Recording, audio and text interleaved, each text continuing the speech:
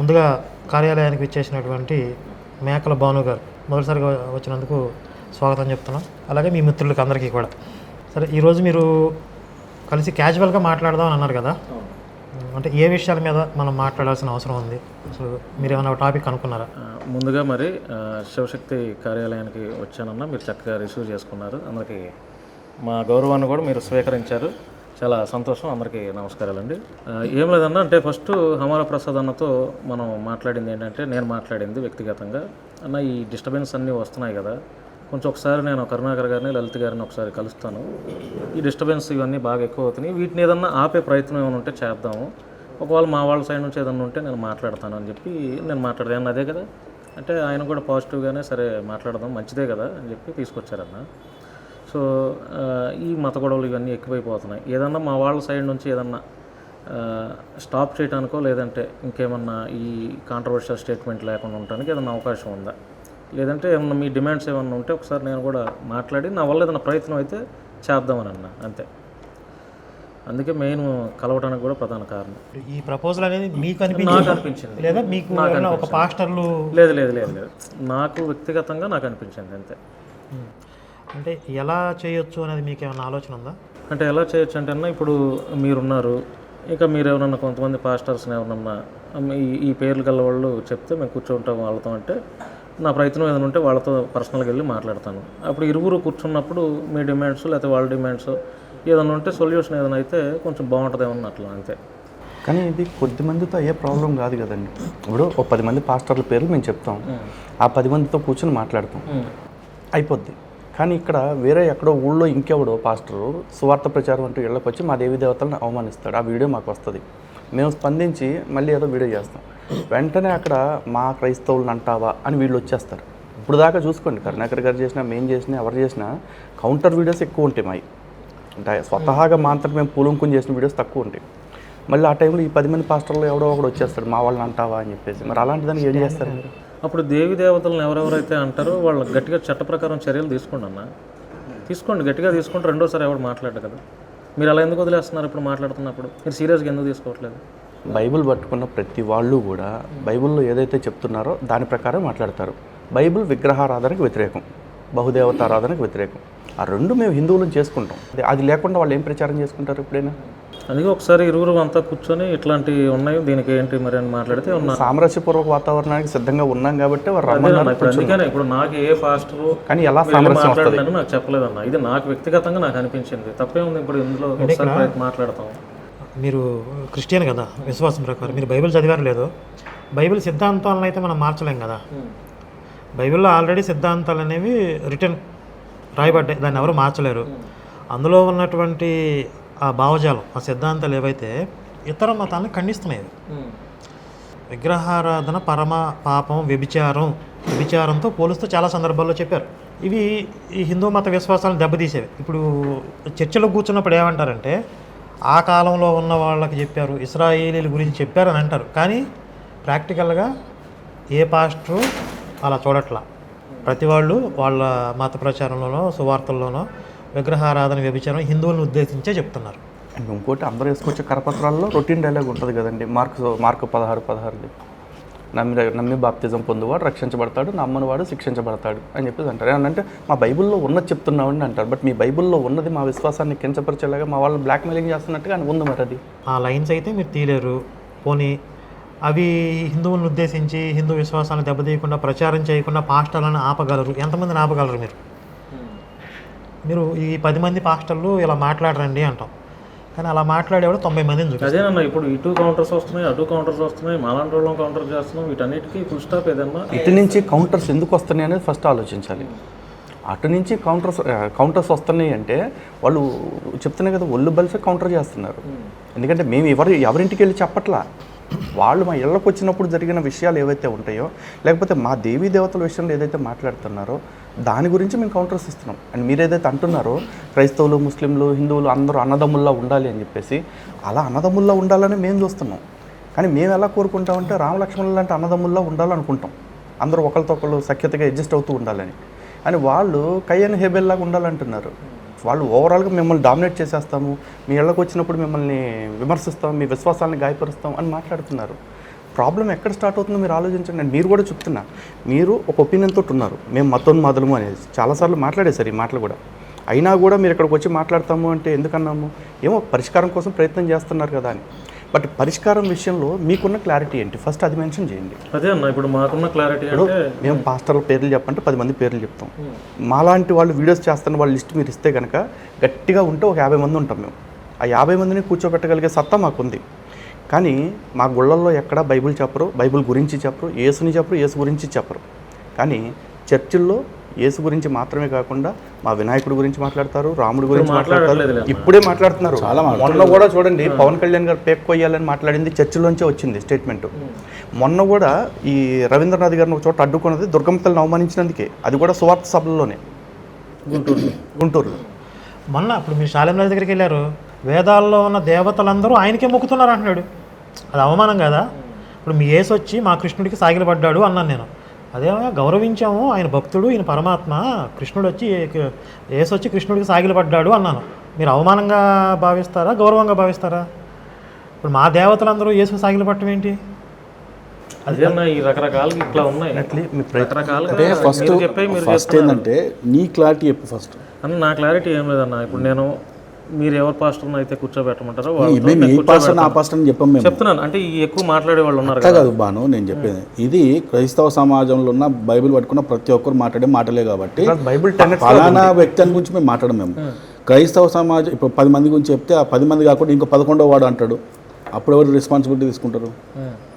అట్లా కాదు, మీ క్రైస్తవ సమాజం నుంచి రాకుండా నువ్వేం చేయగలవు నువ్వు చెప్తే అప్పుడు మేము మేము మేము కూడా ఒక ఏదన్నా ఆలోచిస్తాం.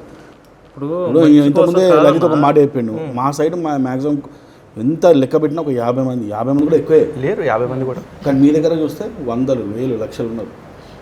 ఎట్లా కంట్రోల్ చేస్తావు వాళ్ళని ఏం చెప్పి 70,000 మంది సోషల్ మీడియాలో ఉన్నారు పాస్టర్లు, ఫేస్బుక్, యూట్యూబ్ కలిపి 70,000 మంది, తెలుగులో 2 తెలుగు రాష్ట్రాలు. మీరు మాలాగా వీడియోస్ చేసే వాళ్ళని ఒక లిస్ట్ ఇవ్వండి, ఎంతమంది లిస్ట్ ఇస్తారో మ్యాక్సిమం అంతమందిని ఏదో ఒకటి చేసి మేము కన్విన్స్ చేస్తాం. మేము తీసుకొచ్చి కూర్చో పెడతాం. అది మాకు గుళ్ళల్లోనూ పూజారులు కానీ ఇళ్ళకి వచ్చిన పురోహితులు కానీ అయితే మాకెవరో ఇట్లా వేరే మతాల గురించి చెప్పరు.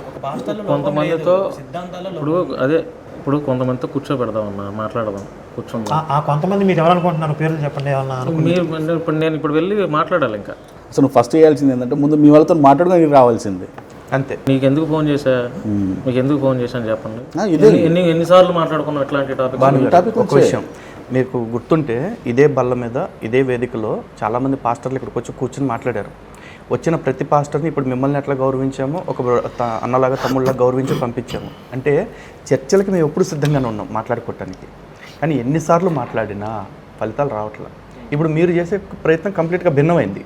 మొత్తంగా అసలు 2 సమాజాల మధ్య సయోధ్య కోసం ప్రయత్నం చేస్తున్నారు. దానికి ఫస్ట్ అసలు మీకున్న కన్విక్షన్ ఏంటి, మీ క్లారిటీ ఏంటి?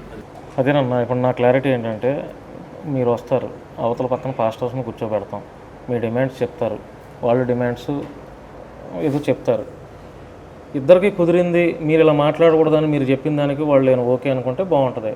లేదు వాళ్ళు చెప్పిన దానికి మీరు ఓకే అనుకుంటే బాగుంటుంది కదా, మేము ఒప్పుకుంటామండి. అదొకసారి ఒక 50 మంది పాస్టర్లు లిస్ట్ ఇస్తాం. కానీ మొన్న చర్చిలో పవన్ కళ్యాణ్ పేక్ కొయ్యాలన్నవాడు 51వ వాడు. ఆడి లిస్టులో సోషల్ మీడియాలో ఉండేవాడు కాదు. అలా సోషల్ మీడియాలో లేని వాళ్ళు ఊర్లో ఎన్ని రకాల ప్రచారాలు చేస్తున్నారు, వాళ్ళని మీరు ఎట్లా ఆపుతారు? వాళ్ళని ఎట్లా ఆపుతారు? అప్పుడు మీరేం చేస్తారు? మల్లికార్జున లాంటి వాళ్ళు వీడియోలు తీయకుండా ఇంకా చాలా మంది మల్లికార్జును ఏకంగా గుడి దగ్గర, ఇప్పుడు జీవో 746 ప్రకారం దేవాలయాల దగ్గర మత ప్రచారం చేయకూడదు. కానీ గుడి దగ్గరే ఆగి, నేను గతంలో 18 సార్లు మాల వేసుకున్నాను, 4 సార్లు గుండు కొట్టించుకున్నాను అంటూ గాలి కబుర్లు చెప్తున్నాడు. మరి ఇప్పుడు ఆయనకి ఏం అవసరం? నేను గతంలో ఇలా ఉండి మారాను, మీరు కూడా నాలాగా మారండి అని ప్రోద్బలం అంటే ప్రొవోక్ చేయటం ఎంతవరకు కరెక్ట్? వాళ్ళని ఎవరిని ఆపుతారు? మీరు ఎంతమందిని ఆపగలుగుతారు? అభినయ దర్శనం ఆ డ్రామా మీరు చూశారు, మీరు వెళ్ళి ముందు నమ్మారు, తర్వాత అన్నతో మేము డిస్కస్ చేసుకున్నది డ్రామా అని మేము డిసైడ్ అయిపోయాం. అడగండి ఉన్నారు.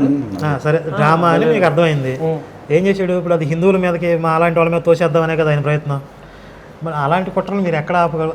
అందుకే కదా వాడికి వాడు అనుభవించాల్సింది అనుభవిస్తున్నాడు. ఎక్కడ అనిపిస్తున్నాడు? మళ్ళీ వీడియోలోకి వచ్చాడు బ్రహ్మాండంగా.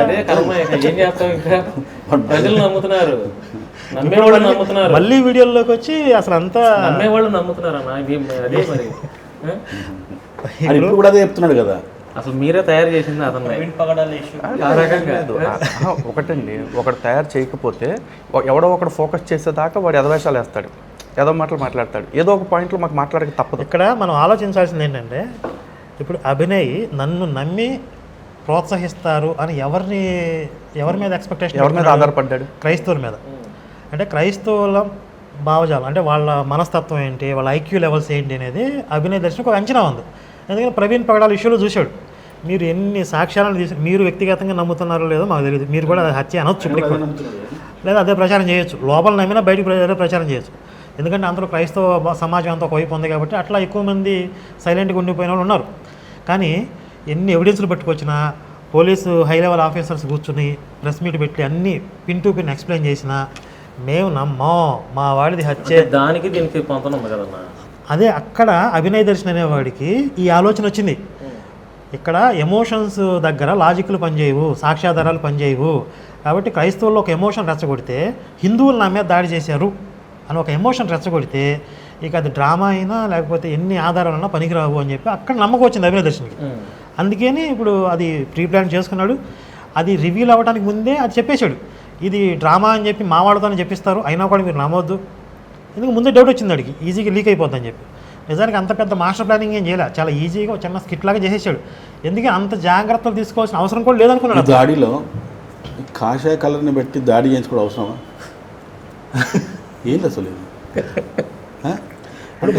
ఇండైరెక్ట్గా మా హిందువులు చేశారు. ఇంకోటి ఆయన బెడ్ మీద హాస్పిటల్ ఉన్నప్పుడు నువ్వు ఉన్నావు, అజయ్ ఉన్నాడు, ఇద్దరు కూడా ఉన్నప్పుడు కూడా అజయ్ మరీ గుచ్చి అడుగుతున్నాడు. ఏమడుగుతున్నాడు? నువ్వు అన్నావు కదా శ్రీరామ్ పోయేటప్పుడు శ్రీరామ్ అన్నాడు, జై శ్రీరామ్ అన్నారు అని చెప్పి అంటే హిందువులు దాడి చేశారు అని చెప్పి గుచ్చి మాట్లాడుతున్నాడు అక్కడ. ఇప్పుడు వీళ్ళిద్దరూ ఇప్పుడు అజయ్ కుమారు మీతో పాటు ఉన్న అజయ్ కుమారు ముందు నుంచి ఇదే డ్రామా కదా, నన్ను చంపేస్తారు, ఎవరికి అవసరం? ఎవరు చంపుతారు వీడ? ఎవరికి అవసరం? ప్రతిసారి అజయ్ బాబు కానీ అభినయ్ దర్శన్ గారు ఇదే డ్రామా ఆడుతున్నారు, చంపుతారని.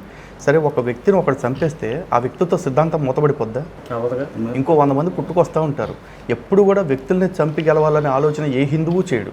సిద్ధాంతం మీద గెలవాలనుకుంటే వీళ్ళకి మించిన పాస్టర్లు లేరా? సింపుల్ వేళ.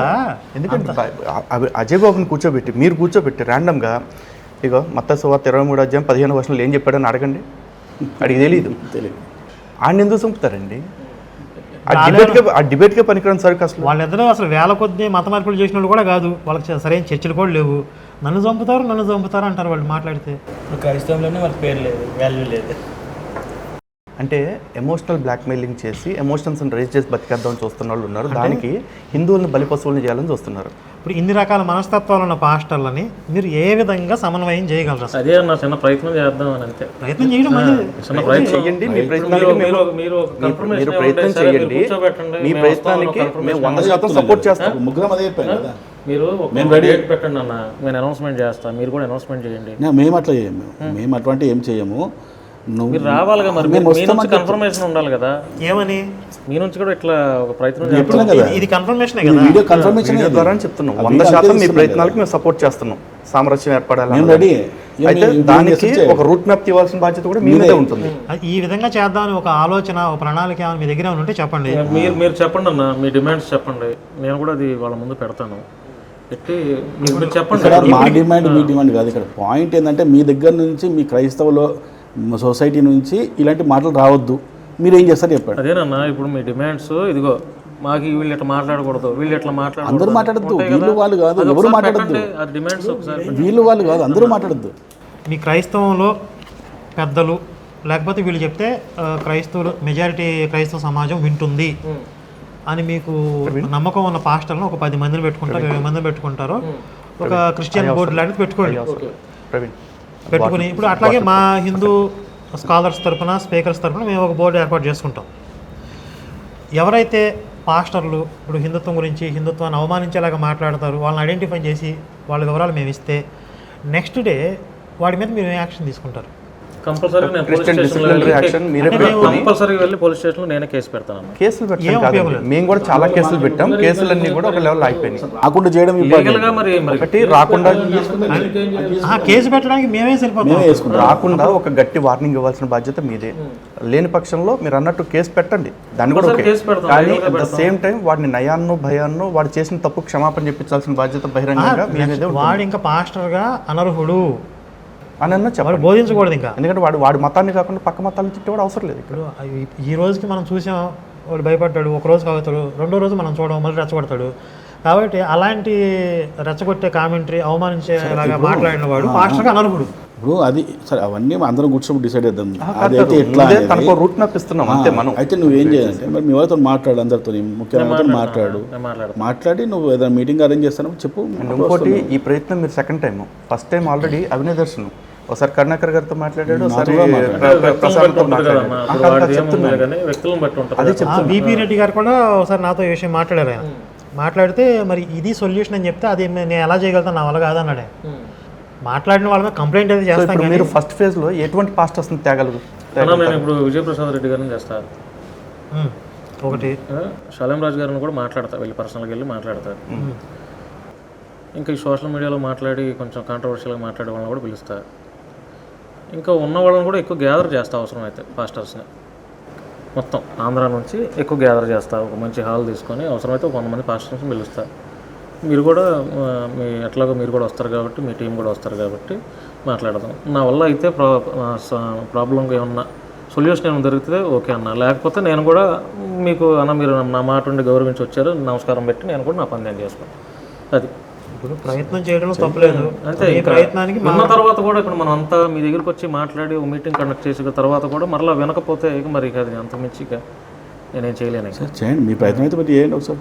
ఇప్పుడు నేను ఇది ఉంది కాబట్టే నేను కూడా కాంట్రవర్షియల్ ఇష్యూస్ వీడియోస్ నేను అవసరంలే మాట్లాడలేదు, అందుకని ఇక్కడ దాకా వచ్చింది. లేదు లేదు, మీరు కూడా వ్యతిరేకత పెట్టేసుకున్నారు హిందూ సంఘాల మీద, హిందుత్వాదుల మీద.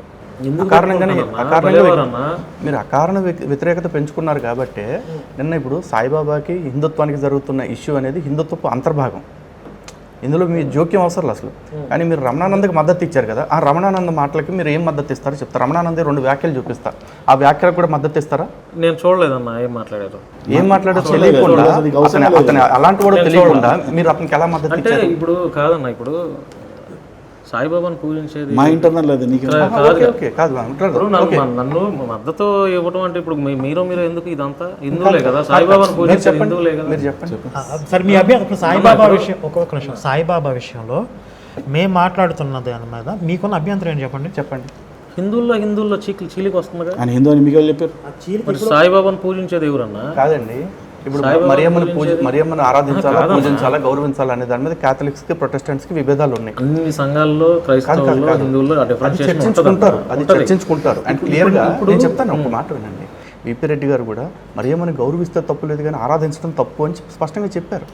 అలాగే మాకు కూడా సాయిని ఒక గురువుగా గౌరవించుకుంటే మాకు అబ్జెక్షన్ లేదు అని వదిలేసాం, మేము కూడా చెప్పలేదండి. కానీ సాయిని తీసుకొచ్చి మా దేవీ దేవతల కంటే పెద్ద స్థాయిలో కూర్చోబెట్టి సాయిబాబా కాళ్ళ దగ్గర మా దేవతల విగ్రహాలను పెడుతూ ఉంటే మాకు అబ్జెక్షన్స్ ఉన్నాయి. అండ్ మాకు శాస్త్రపరమైన ప్రమాణాలు లేవు, వాటిలో ఏమున్నాయో చెప్పండి అన్నాం. ఇప్పటివరకు మీరు భూతార్థం వేసుకుని వెతికి నేను కానీ, కరుణాకర్ గారు కానీ, భాస్కర్ గారు కానీ, శివప్రసాద్ గారు కానీ ఎవరైనా సరే బాబా గారిని బూతులు తిట్టిన వీడియో ఒకటి చూపించండి. మేము ఒక 18 సంస్కరణలు రాశాం. సాయి మతం వల్ల హిందుత్వానికి జరుగుతున్నటువంటి అపవిత్రత ఏంటి, మనస్పర్ధలు ఎక్కడ వస్తున్నాయి, ఆ విషయాలకు సంబంధించి 18 పాయింట్లు ఇచ్చాం. అందుట్లో ఒకవేళ మీరు చూసి అంటే మీరు ఈ విషయంలోకి దిగే ముందే అసలు మేమేం మాట్లాడుతున్నాం, వాళ్ళేం మాట్లాడుతున్నాం, మీరు పూర్తి సమాచారం తీసుకోవాలి. ఆ 18 డిమాండ్స్ ఏంటి అనేది మీరు పరిశీలించాలి. ఈ న్యాయబద్ధంగా ఉన్నాయా లేదా, మీకు అభ్యంతరం ఏంటో కూడా చెప్పాలి. కాబట్టి ఇవన్నీ పరిశీలించి మేమేం చెప్తున్నాం అక్కడ. ఈ సాయిబాబా టాపిక్ మాట్లాడారు కాబట్టి నేను ఒకటే చెప్తున్నాను. ఇప్పుడు సాయిబాబా నిన్నగాక మొన్న లేకపోతే 10 ఏళ్ళు 15 ఏళ్ళు కాదు కదా, ఒక 100 ఏళ్ళు, సుమారు ఒక 50 ఏళ్ళు వేసుకోండి. 50 ఏళ్ళ నుంచి కూడా పూజలు చేస్తున్నారు కదా. క్రైస్తవులు, హిందువులే కదా. ఒక చిన్న మాట వినండి. 1750లో బ్రిటిష్ వాడు మన దేశానికి వచ్చాడు, ఆక్రమించుకున్నాడు. 1857లో ప్రథమ స్వాతంత్ర సంగ్రామం జరిగింది. అరే 100 ఏళ్ళ నుంచి పాలిస్తున్నారు కదండి, ఇప్పుడు స్వాతంత్ర పోరాటం ఎందుకని వదిలేసామా? మార్పుకి ఎక్కడో చోట అడుగు పడాలి కదా, పడింది. అంటే ఎప్పటి నుంచో జరుగుతుంది కాబట్టి తప్పును వదిలేయమంటే మీరు సింపుల్ చెప్పాలంటే మీకు అనవసరమైన విషయాల్లో వేలు పెట్టారు అనవసరంగా క్రిస్టియానిటీ ఎందుకంటే మీరు సామరస్యాన్ని ఏర్పాటు చేయాలి అనుకుంటున్నప్పుడు మీరేమనుకున్నారంటే బాను నువ్వేమనుకున్నావు అంటే శత్రు మిత్రువు అని నువ్వు ఫీల్ అయినావు. నేను అంటున్నా అంటే మీరు ఒకవేళ విశ్వాసం ప్రకారంగా క్రైస్తవుడు అయ్యుండి కూడా ఈ సాయి వివాదంలో నేను వచ్చి ఏదో నాకు తోచింది చెప్తాను అన్నా కూడా వెల్కమ్ స్టడీ చేయాలి. న్యాయబద్ధంగా మేము చెప్తున్న దాంట్లో అభ్యంతరం ఏంటి, మీరు పూర్తిగా స్టడీ చేసి మాట్లాడాలి. ఇప్పుడు మేము ఏం చెప్పాము, సాయిని ఆరాధించకూడదు, సాయి టెంపుల్స్ మేము దర్గాలు అంటున్నాం, మందిరాలు చూడండి అన్న,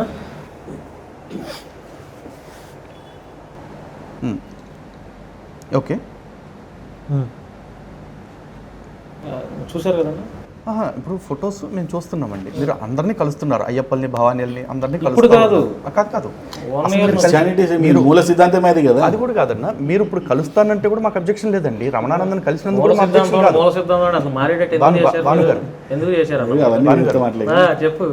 కాదు మీకు ఇలా కలవటం తప్పని మేము అనట్లేదు.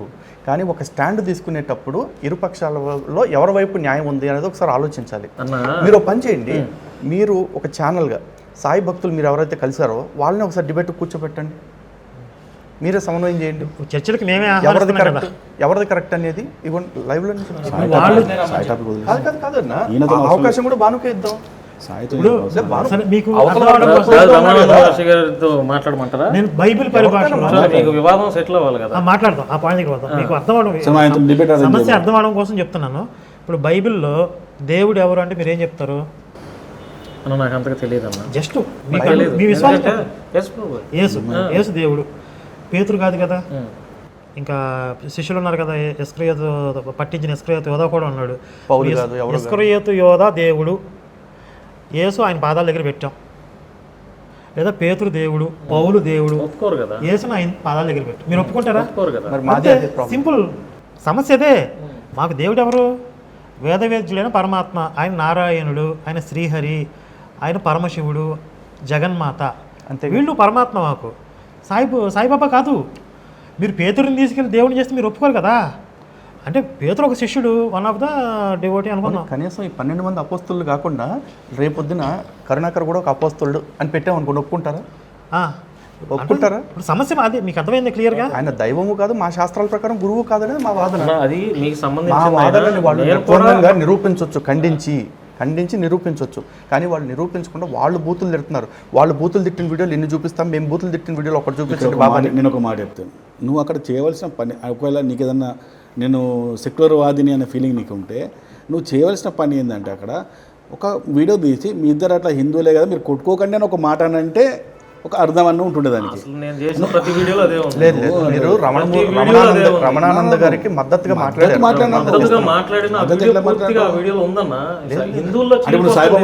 సరే. ఇప్పుడు మీరు రమణానంద గారితో ఇప్పుడు సాయిబాబా వివాదం నాకు సంబంధం లేదు, మద్దతు ఇచ్చాం. ఎందుకు ఇచ్చాం? హిందువులే కదా పూజలు చేసేది ఇంతకాలం, మీలో మీకు చీలికలు వస్తున్నాయి, నెగిటివ్ అవుతుందని కదా నేను మాట్లాడుతుంది. ఏం చేయాలి? మీ ఇద్దరితో నేను మాట్లాడదాం అనుకుంటున్నాను అని అడగాలి. అంతేగాని ఒక వర్గానికి మద్దతు ఇచ్చేసారంటే అవతల మేము తప్పు చేస్తామని చెప్పినట్టు. చాలా మంది ఇప్పుడు సాయిబాబా విషయంలో మీరు మాట్లాడుతున్నారు, ఆయన దేవుడు కాదు అంటున్నారు. ఇప్పుడు క్రైస్తవులో ముస్లింల రోడ్డు ఎక్కుతుంది కాదుగా. ఇప్పుడు మా ఇప్పుడు సాయిబాబా ఇదంతా అవుట్ ఆఫ్ వెళ్ళిపోతుంది.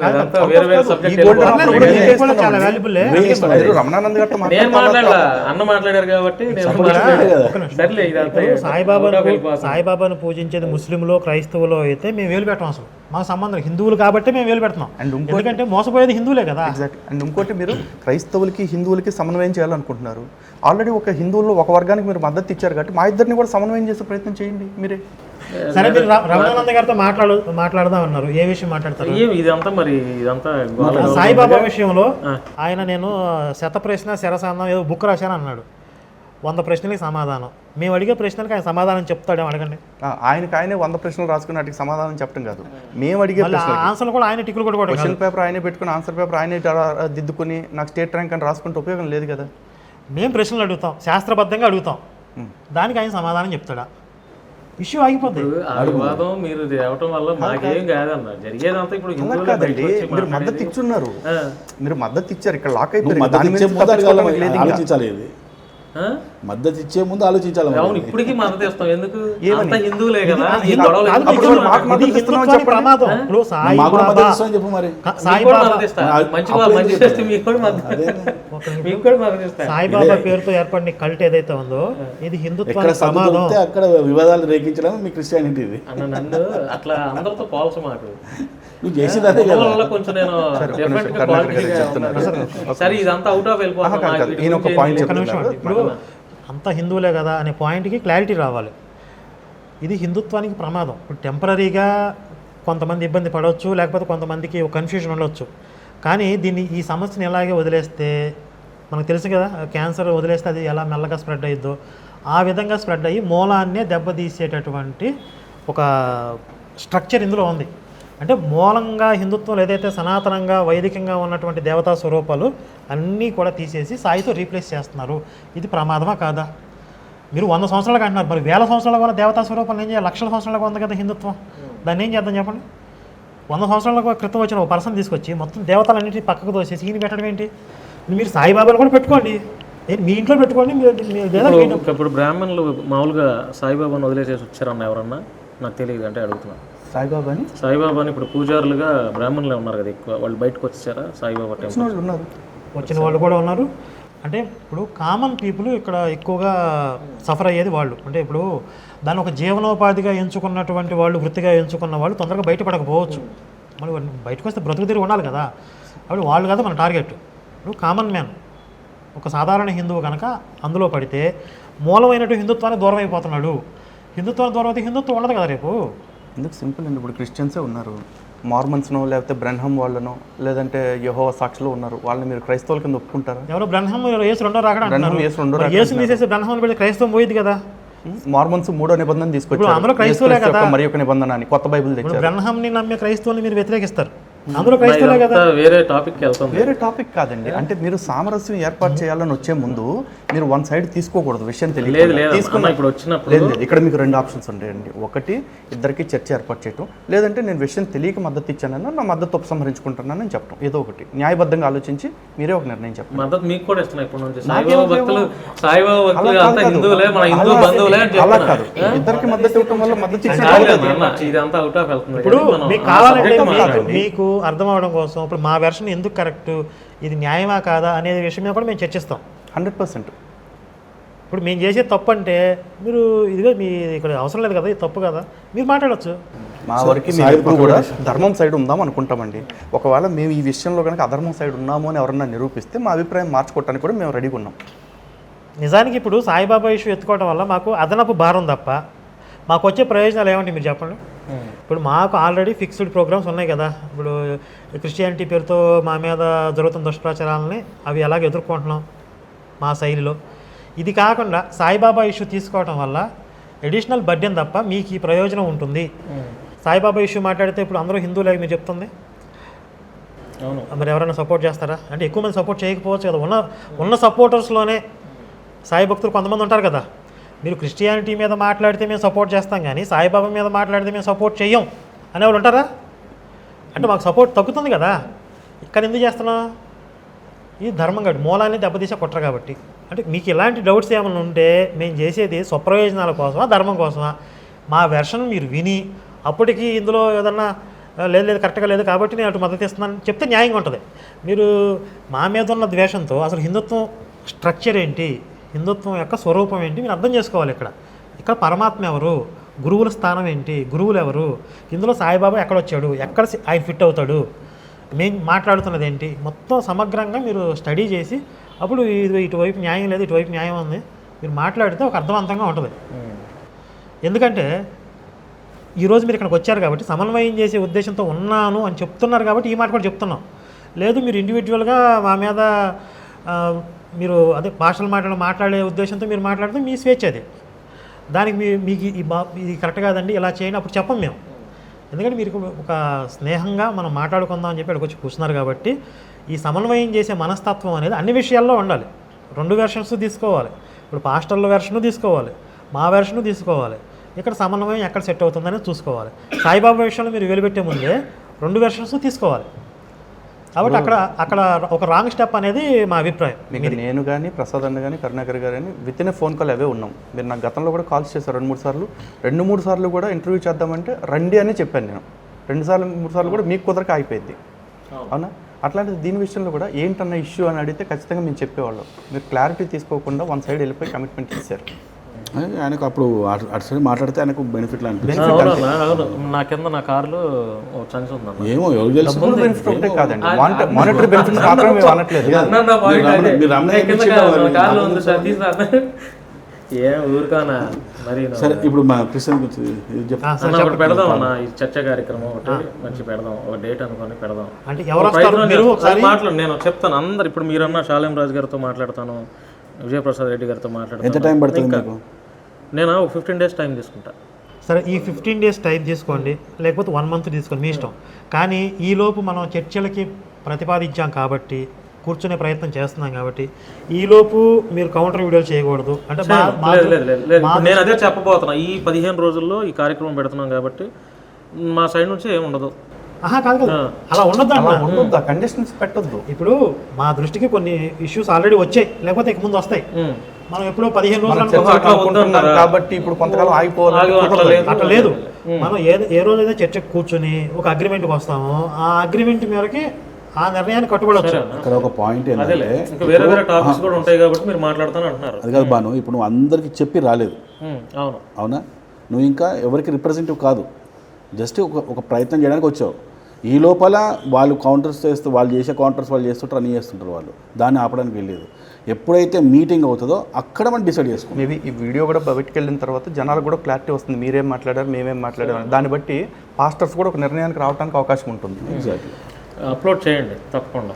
కావాలి, అందుకే కూర్చోబెట్టి. ఎందుకంటే ఇప్పుడు మాకైతే దీని మీద పెద్దగా అంత హోప్ లేదు, నమ్మకం లేదు. సరే, మీ ప్రయత్నం చేస్తా అంటున్నారు కాబట్టి మేము దాన్ని వ్యతిరేకించకుండా మా వంతు సహకారం మేము చేస్తామని చెప్తున్నాం, అంతే. కానీ ఇప్పుడు ఆ చర్చ జరగబోతుంది కాబట్టి మేము చేసే పని అంతా ఆపేయాలి. ఇప్పుడు ఇదేంటంటే ఇది ఒక రకమైన వ్యూహంగా చూస్తారు మా వాళ్ళు. మీ కాళ్ళకు బంధం వేసి ఒక నెల రోజులు బ్లాక్ చేయడానికి, ఒక 4 రోజులు మీ టైం వేస్ట్ చేయడానికి ఈ ప్రతిపాదన తీసుకొచ్చారని అంటారు. కాబట్టి అలాంటి మాటలు రావడానికి ఆస్కారం లేకుండా మా పని మేము కొనసాగిస్తాం. మీరు ఏ రోజైతే పలానా రోజు మనం చర్చకు కూర్చుందాం, వీళ్ళు ఒప్పుకున్నారు అని చెప్పి మీరు ఇన్ఫర్మేషన్ ఇస్తారో ఆ రోజు అవైలబిలిటీని బట్టి ఎక్కడ కూర్చోవాలి, క్లారిటీ దేనికి ఇస్తున్నాము అనేది కూడా ముందే చెప్తున్నాను. అంటే మేము చేయబోయే వీడియోలు ఈ చర్చల ప్రక్రియకి విఘాతం కాదు, అంతే. ఇప్పుడు ఇక నుంచి మాట్లాడే మాటల వల్ల కూడా ఈ చర్చలకి ఏమీ ఇబ్బంది ఉండదు. ఒకవేళ దానికి లింక్ పెట్టడానికి లేదు, అంతే. అది ఒకవేళ అది ముందుకెళ్ళినా కూడా దానికి లింక్ పెట్టారు. మీరు ఈ పాస్టర్ని తిట్టారు కదా, లేదా ఈ పాస్టర్ కౌంటర్ చేశారు కదా, మళ్ళీ ఈ చర్చలు ఎలా జరుగుతాయి అనకూడదు. చర్చలు జరిగిన రోజు నుంచి మనం ఆపేయాలంటే ఆపేద్దాం. అది ఆంధ్ర తెలంగాణ నుంచి ఒక 50 మందిని నేను చూస్ చేసుకుంటానన్న పాస్టర్స్ని, ఒక 50 మందిని. అంటే 50 మంది సోషల్ మీడియాలో ఉండేవాళ్ళని చూస్తాను. డెఫినెట్లీ లేదు అట్లా ఏం లేదు. డెఫినెట్లీ వాళ్ళు కూడా మీకు తెలిసిన వాళ్ళే, అట్లాగా తీసుకొస్తాను. అక్కడ కూర్చున్న తర్వాత ఇక మాట్లాడిన తర్వాత సఖ్యత కుదిరితే ఓకే అన్న, లేదంటే నేను ప్రయత్నం చేశానన్న కనీసం ఏదన్నా ఉంటుంది అంతే. ఒకసారి ఆ 50 మంది ఎవరు అనేది ఒకసారి మాకు ముందే ఇంటిమేషన్ నేను మాట్లాడి లిస్ట్ ఇస్తాను. అంటే మీకు టెంటేటివ్ గా ఒక 15 days అన్న, 15 days. ఎందుకంటే నేను కూడా అనౌన్స్మెంట్ చేసి మాట్లాడి వాళ్ళతో జూన్ 1వ తారీఖు కాబట్టి మేబీ 15-16 డేట్స్లో విజయవాడలోనే ప్లాన్ చేద్దాం అన్న. మీరు ఎట్లా ప్లాన్ చేస్తారు చేయండి. అంటే ఇక్కడ నాకేం తెలియదు, ఇక్కడ ఎందుకంటే ఆర్గనైజ్ చేసేది నేనే కాబట్టి నాకు ఇక్కడ అంతగా తెలియదు. విజయవాడ అనుకోండి చేస్తానన్నా, అంతే అన్న, ఇంకేం లేదు. అంతే, కలవటానికి యొక్క ముఖ్య ఉద్దేశం కూడా అదేనన్నా, అంతే. సరే, మరి సాయిబాబా విషయంలో ఏదైనా నిర్ణయం తీసుకున్నారా? అంటే రమణానంద బ్యాచ్ తో కానీ ఇంకెవరు మాట్లాడతారు. మీరు పబ్లిక్ గా మద్దతు ఇస్తున్నట్టు మీరు ఒక వీడియో చేశారు. ఆ వీడియో తర్వాత కొనసాగింపుగా మమ్మల్ని తిడుతూ 2-3 వీడియోలు చేశారు. మిమ్మల్ని మెచ్చుకుంటూ రమణానంద ఒక వీడియో చేస్తున్నారు. కమిట్ అయిపోయింది ఆన్లైన్. ఏం లేదు, అట్లాంటిది ఏం లేదు. నేను అవసరమైతే ఆ వీడియోలు ప్రైవేట్ లో కూడా పెడతా. మీ వివాదం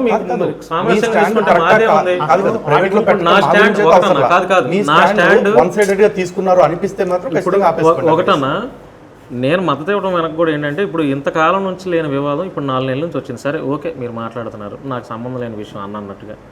అంత చీలికలు హిందువులే కదా, అంత రోడ్లు ఎక్కేది క్రైస్తవులు కాదు, ముస్లింలు కాదు కదా, హిందువుల్ని హిందుత్వానికి దూరం చేస్తున్నారు. ఇది మా సమస్య. 1000 ఏళ్ల నుంచి పోలియో ఉంది కాబట్టి వదిలేం కదా. మీరు చెప్పిన మాకు హిందుత్వం అంటే రాముడు అండి, అంతే. మాకు హిందుత్వం అంటే కృష్ణుడు, శివుడు, అమ్మవారు. వీళ్ళని తీసేసి ఇంకొక ఆయన పెడతాం వాళ్ళు కూడా హిందువులే కదా అంటే ఒప్పుకోం. ఎగ్జాంపుల్ చెప్పింది అది సచరిత్రలో ఆధారంగా మేము నిరూపించాం, ఆయన ముస్లిము అన్న విషయాన్ని నిరూపిస్తూ మాట్లాడుతున్నాం, మాకు అవసరం లేదన్న విషయం కూడా. ఇప్పుడు దానికి కూడా స్వేచ్ఛ ఉంది. ఎంతవరకు ఉంది స్వేచ్ఛ? వేదాల్లోనూ శాస్త్రాల్లోనూ చెప్పిన పరమాత్మ ఈయనే అని కాకుండా మాకు నచ్చాడు కాబట్టి మేము పెట్టుకున్నాం, మేము పూజించుకున్నాం, పూజించుకుని తప్పలేదు. మీరు శాస్త్రం ఇది చెప్తుంది, శాస్త్రం అంతా ఇదే చెప్తుంది, మీరు అందరూ కూడా ఇక్కడికి వచ్చేయండి, దుర్మార్గం అది. దీంట్లో మాకు చాలా పెద్ద అభ్యంతరం ఉంది, రీజనబుల్గా ఉంది, అశాస్త్రీయంగా అసంబద్ధంగా లేదు. దానికి వాళ్ళు సమాధానం చెప్పి తీరాలి. ఈ మత గొడవలు కొంచెం తగ్గించే కార్యక్రమంలో మిమ్మల్ని అటు క్రైస్తవ పెద్దలను కూడా కూర్చోబెట్టి మీ డిమాండ్స్ వాళ్ళ డిమాండ్స్ ఇద్దరికి కనుక సంధి కనుక అయితే కొంచెం అంత బాగుంటుందని ఒక చిన్న ప్రయత్నం. ఈ ప్రయత్నంలో వాళ్ళు చెప్పిన దానికి మీకు అంగీకారం లేకపోయినా, మీరు చెప్పిన దానికి వాళ్ళు అంగీకారం లేకపోయినా మరి నేనేం చేసేది ఏం లేదు. బట్ నేనైతే మిమ్మల్ని ఇరువురిని కూర్చోబెట్టి ఏదో నా వంతు ఏదో చిన్న ప్రయత్నం చేయాలి, ఈ డిస్టర్బెన్స్ లేకుండా ఎవరి ధర్మాన్ని వాళ్ళు బోధించుకోవాలి, ఇట్లా వాళ్ళు చేయకూడదు మీరు చేయకూడదని ఒక చిన్న ప్రయత్నం అన్న. దానికి కూడా మీరు రాగానే అడగగానే మీరు కూడా కాదనలేదు, యాక్సెప్ట్ చేశారు. దానికి కూడా ముగ్గురికి నమస్కారం తెలియజేస్తున్నాను అన్న. ఇలాగే అన్ని విషయాల్లో కూడా ఉంటే బాగుంటుంది. బట్ నేను కూడా మా వాళ్ళు ఎవరైనా ఇట్లా కాంట్రవర్షియల్ స్టేట్మెంట్ చేసినా కూడా కొంచెం పర్సనల్గా కూడా ఫోన్ చేసి ఇట్లాంటి ఆపేయండి అని మాట్లాడే ఈ చొరవ కూడా తీసుకుంటానన్నా. అది సరే, సంతోషం. మీ ప్రయత్నానికి తప్పకుండా మా వంతు సహకారం ఖచ్చితంగా ఉంటుంది. థ్యాంక్స్ అన్న. Thank you so much. Thank you.